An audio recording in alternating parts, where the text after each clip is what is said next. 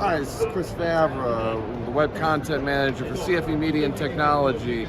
I'm here in Las Vegas at Siemens Realize Live, and they've been kind enough to give me a demo of an end-to-end solution using an example of how the metaverse, digital transformation, digitalization, and robotics can come together and make a great end-to-end solution that could be beneficial not only to big manufacturers, but the small and medium businesses that make up so many companies in the United States and across the world. So enjoy this demo that is provided by Alastair Orchard of Siemens, who's kind enough to give me a walking tutorial of the entire process from one end to the other. So what we actually have here is a flexible manufacturing node in a network of such flexible manufacturing facilities. Okay, it's flexible because it's a decoupled production environment. We have all of the equipment. Those equipment have capabilities. Right now we've initiated the food and beverage environment, so those capabilities are dosing, mixing, heating, cooling, doing inspection, quality tests, filling, packaging, and so on. But you'll notice there are no pipes and there are no conveyors. And the reason there is typically the inflexibility that's built into a factory is precisely because the routing between equipment is predetermined in terms of pipe work and conveyors. We remove that, it's a pipeless environment, and we recreate the production process on the fly differently every time an order arrives. Specifically,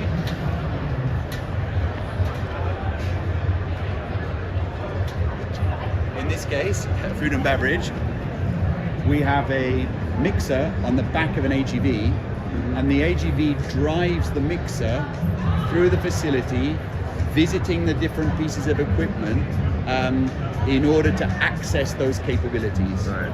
Okay. So it's all designed to be very smart technology, very intuitive. It's very smart. It's very intuitive. It's actually completely autonomous. Okay. Okay. All we need to know, all the system needs to know is what are the capabilities and where are they, their status and so on, and what's the sequence in the production process. What's the production sequence? Right. And that's defined not hard-coded into the factory, but it's designed in software in a recipe. Right. Okay. So it's designed to be kind of plug and play. You give it the sequence, and therefore it'll go on and it can do whatever you need it to do. Okay. Exactly correct. There are two levels of plug and play. The first is whatever sequence you give this, it will do, as long as the capabilities are available. In fact, we do a manufacturability check before we would ever send a recipe to a factory by verifying that the capabilities defined in the recipe are available in that factory. Okay. So it's plug and play in the sense that it normally takes a CPG manufacturer 16 weeks to re-engineer a factory to do a new product. We can send a recipe on the fly to this factory and it will get made. Okay, so it's plug and play in that sense. It's plug and play in a second sense as well, because each one of the pieces of equipment here are modular. We can actually unplug one and plug in a new piece of equipment. Instantly that capability becomes available to the recipe and it can be allocated and used. The technology behind that is called MTP, or modular type package. And that's a very powerful environment, because when a MTP based equipment arrives, it declares itself to the system and says I'm available, and then we can instantly use it. So this becomes an almost infinitely powerful production space as long as I have those capabilities available in my equipment warehouse. Right? In this specific case, we'll see later, we'll come back to this, I have two pieces of equipment in the real world, and I actually have the whole of the rest of the factory through that window in the metaverse. Okay? And our recipe will run across the equipment in the real world. But if it allocates a piece of equipment inside the metaverse, AGV will enter the metaverse, access that equipment, and then come back again. What are those processes that we talked about? Those processes, in the case of food and beverage, are recipes, but this is a highly generic concept, and so in aerospace, that would be a bill of process. Right. And in fact, we can describe here is the process for that cold brew coffee. Yep. Dosing, agitating, filling, packaging, and so on. Right. This is a sequence of capabilities. So this agitation capability contains all of the information required. So speed, timing, set points, everything that the producer is going to need to get this manufactured. Okay. And it's all designed to be pretty easy to input the data. So and a lot of this will be pretty self-evident to whoever is behind the scenes, but you made it so it's pretty easy to put together. Exactly. In fact, it's literally just a sequence of those capabilities that you drag and drop in. In this particular case, I'm not showing you that authoring environment. Right. And we've deliberately kept that authoring environment separate.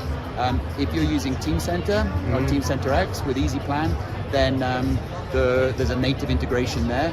Yeah. If you're using some other authoring tool to create that recipe, that doesn't break the digital thread, we would then use Mendix to go or Data Hub to go and grab that data and bring it into this environment. But I now have a description of what it takes to manufacture that. Okay, Right. so step 2, I mentioned that this is one of several factories in a network. Okay. Specifically in this case, I'm looking at the Siemens network, but there are actually many more factories connected into here. And if we dive in to have a look at the specific factory that we see here, this is the Realize Live factory, then these are those skills that I talked about, or those capabilities. Yeah. So these are all the things that this factory can do. Right? And you can adjust as needed. If you needed to do certain things at a certain time, you can take those off the board. But it's just as easy to put them back in, it looks like. That's exactly right. So the way that this actually works is that's a long list, not of everything. Exactly, not of what's on the factory floor at the moment. Right. What's what it's capable of doing. Right. We make, and you'll see this in a second, a manufacturability check to see if this factory can make this cold brew coffee. And as long as somewhere in the factory those capabilities exist, we'll send the recipe and the order down. Okay. Exactly as you said, it's then up to the scheduler to say, I've got this recipe coming up and I don't actually have that capability online. Let's go and grab the capability out of the capability warehouse and plug it into the shop floor so that I can access it. Okay? Right. All right, so now we've seen the network of factories, we've seen this particular one in detail in terms of the capabilities, and we're going to come on to step 3. And the step 3 is the buyer. Okay, so this could be, in this specific use case, I'm logged on to, this is me, so I'm an individual buyer, but it could also be Walmart, for example, buying a more significant quantity. How does this work? Well, here I have all the different products that different manufacturers have published onto this environment. Right. And I'm specifically interested in this case in this cold brew coffee. And I can make a search for all the producers plugged into the network whose capabilities, long list of capabilities, match the capabilities in my recipe. And so I come up with these, the system comes up with these 3. This one is in Guadalajara, this one's in Chicago, this one's here in Las Vegas. And I actually, you can see up in the top right, that's my zip code. I actually live in LA, all right? Okay. And so by far, the least, the quickest and the least, the most green, most sustainable option is to manufacture this here in Realize Live and ship it to LA. It's cheapest in Chicago. It's not that cheap to do it here because economy of scale. But on the other hand, the other two bars for MXD are much higher, so it doesn't, in the final analysis, it's worth the extra cost. Well, maybe to me. Maybe to me to you. It is. Yeah, maybe to you it could be different. Yeah, that's a very subjective thing. But in this case, for the sake of the argument, it is important to you. Exactly. So what I'm going to do is I'm going to send. I'm asking for one of these, okay, and I want to make it today. So I'm going to send a request to the producer. And in this case, so I've sent the request, and this is a request to the production manager of this Realize Live facility. Okay, so I'm gonna. Manuel Carbone is the production manager. You saw the capabilities of his factory. He also has this inbox, and this inbox has received this production request from me for this one batch of cold brew. I can actually have a negotiation back and forth on the cost and the timing. Right. In this case, I'm just going to accept those defaults. And if we come back, this is now back to my portal. This is now in my what's it called? My Your shopping cart. Yeah. Okay. It is very much like going to Walmart or Amazon. Like put it in the carts. It's exactly right. But what we say is, instead of searching through the world's warehouses for stuff that's been made days or months ago and shipped across the sea and is sitting in on a shelf gathering dust, why not just make it on demand in the most sustainable way as close as possible to me? So I'm going to complete this purchase. I'm going to go ahead and buy it. And when I do that, without getting into too much detail, I actually create an NFT. Okay. Because in this highly decentralized and decoupled environment, I need some kind of technological proof that I am the owner of this thing, that I have the ability to manufacture it, and so I then send that NFT along with an order to the producer.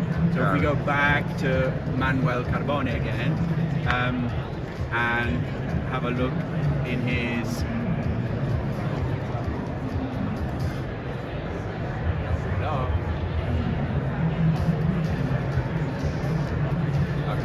have a look in his make area.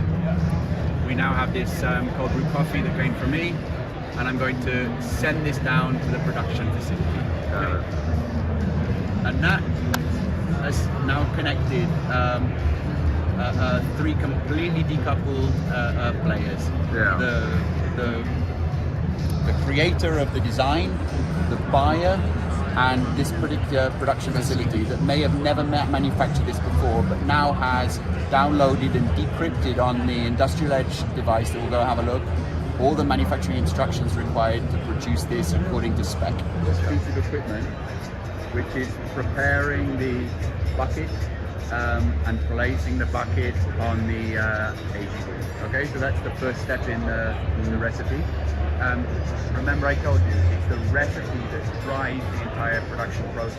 Right. So the second step in the recipe is actually to dose a series of powders. Okay. The powder dosing is actually inside the metaverse. It's through that window. Okay. So the AGV is now taking this bucket and it's driving over to that window, and it's going to appear in the metaverse. And the only reason we're using the metaverse for this is because I don't have the space to create a full factory. So this is actually a great example of a metaverse also, right? Because you have a complete digital twin of the plant, right? And now the AGV is gone in the plant, and it's going through all the individual steps. Oh, it's fine. It's fine. You're an expert. So this is going over to that first equipment which we've allocated, and this is a powder dosing capability. When it arrives, you should probably quickly, when it arrives, the recipe is now being executed by this Industry 4.0 execution system called BOPEX, Bill of Process Execution. Okay, and it's doing this this negotiation to identify the best piece of equipment, and it then sends down the payload from the recipe, that in this case is a list of all of the materials and their quantities, and the machine now set up by BOPEX is performing that powder dosing of those materials into the container. So here we insert some around. So OPEX is the process steps we spoke about earlier. Right? It's the execution of those process steps. Right? So the bill of process executing, right? That's what's happening right now. There's all those steps, all those powders, picking them up from each of those individual cans and then bringing them into the mix.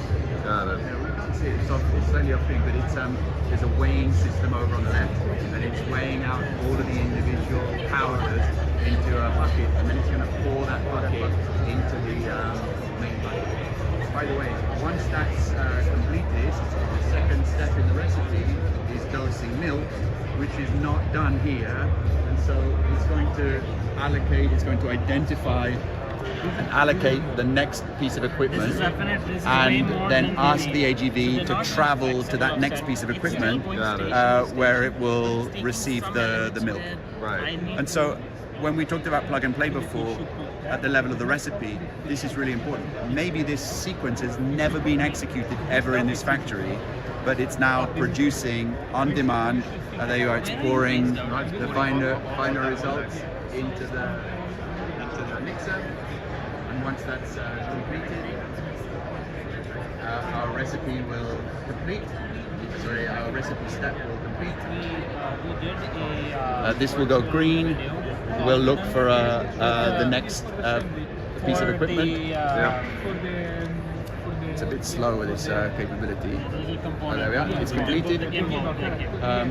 It's now identified this next piece of equipment. It's asked for a transport, and now the AGV is going over to the milk dosing. And as you can imagine, here we're following one AGV, but I can run 20 orders simultaneously on this facility, and I can push them all. Maybe one is making shampoo, one is making cold brew coffee, one is making ice cream. There's no cross-contamination because there's no pipeline. Right. And so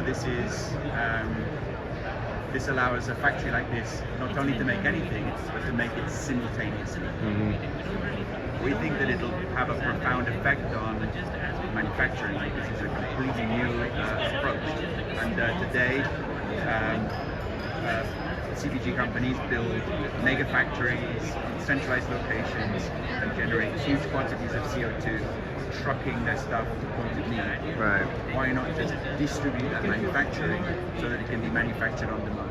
So why not do it through the metaverse so you can get, get down to zero in terms of sustainability? Exactly. All the data that's generated by this system as it's operating flows back into the blockchain, so that in the end we can compare what we were supposed to do, which is defined inside this recipe, with what actually happened, and then we have a smart contract on the blockchain which compares these, and if all the steps were followed and all the materials we used and the quality results is good, we create a certificate of genuine distributed production, and it's then shipped the last mile to the customer.